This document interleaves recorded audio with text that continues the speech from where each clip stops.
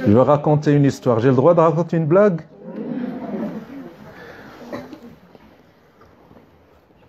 Il y a un imam dans une mosquée qui a passé 25 ans comme imam dans une mosquée où priaient 400, 500 personnes. À un certain moment, il a eu un problème financier. Il avait, je ne sais pas, quelque chose à régler. Et puis il a dit, après 25 ans de service, si je demande aux gens, c'est sûr qu'ils vont m'aider. C'est des musulmans, c'est des assidus à la mosquée, je suis leur imam depuis 25 ans, j'étais toujours correct avec eux, c'est sûr qu'ils vont m'aider. Alors après la prière de Jumu'ah, il termine, il leur dit, mes frères, mes sœurs, j'ai un problème, qui c'est qui peut me prêter un peu d'argent? Alors 500 personnes ont quitté la mosquée sans que personne ne mette la main à la poche. Personne. Celui-là, il dit, moi j'ai des dettes, j'ai pas les moyens, je dois payer, excuse-moi, une autre fois. Et puis personne ne l'a aidé. Et le gars, il sort de la mosquée, il dit, mais c'est pas possible. 25 ans, ça c'est des musulmans, c'est quoi ça? C'est quoi ces énergumènes? Il sort de la mosquée et il est comme ça, il marche et il a une double peine. La peine de la dette qu'il doit régler et la peine, cette déception face à ces gens qui prient dans sa mosquée depuis 25 ans qui ne veulent pas l'aider. Et là, il passe devant un bar. Et le propriétaire du bar était devant la porte. Et quand le cheikh il passe devant le bar, le propriétaire devant la porte, il lui dit « Salam alaykoum, frère ». Il dit « Wa alaykoum salam ». Alors le barman, il court vite vers le cheikh et lui dit « Cheikh, il y a quelque chose qui ne va pas. C'est pas comme ça que tu me répondais toujours quand je te dis salam alaykoum. » Il lui dit, mon fils, il n'y a rien, il n'y a rien. Non, lui dit, dis-moi, qu'est-ce qu'il y a? Il a dit, il n'y a rien, mon fils. Non, il y a quelque chose qui te tracasse. Dis-moi ce qui ne va pas. Il lui a dit, mon fils, j'ai un problème d'argent. Alors cet homme, quand il a entendu que le frère, il avait un problème d'argent, il est tout de suite rentré au bar. Il prend le tiroir caisse et il sort avec chez le frère. Il dit, prends. Il dit, qu'est-ce que je prends? Il dit, prends. Le frère, il a besoin d'argent. On ne l'aide pas. On est quoi, nous? Il dit, non, mon fils. Il m'a dit, tu prends. Wallahi, tu prends. Tout ce que tu veux.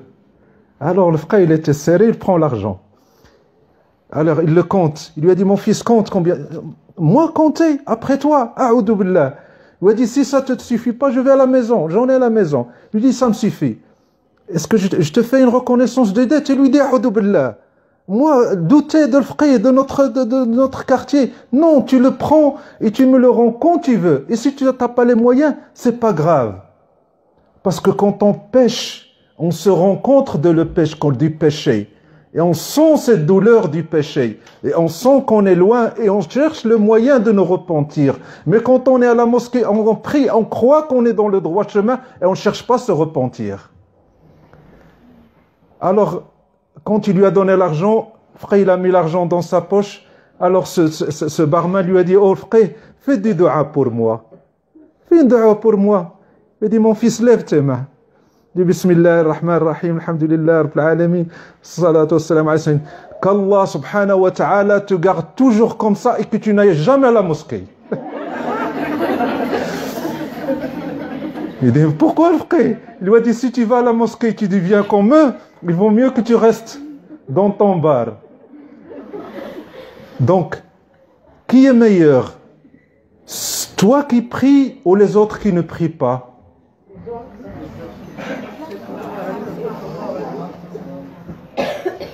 Mais nous, qu'est-ce qu'on croit? On croit qu'on est meilleur.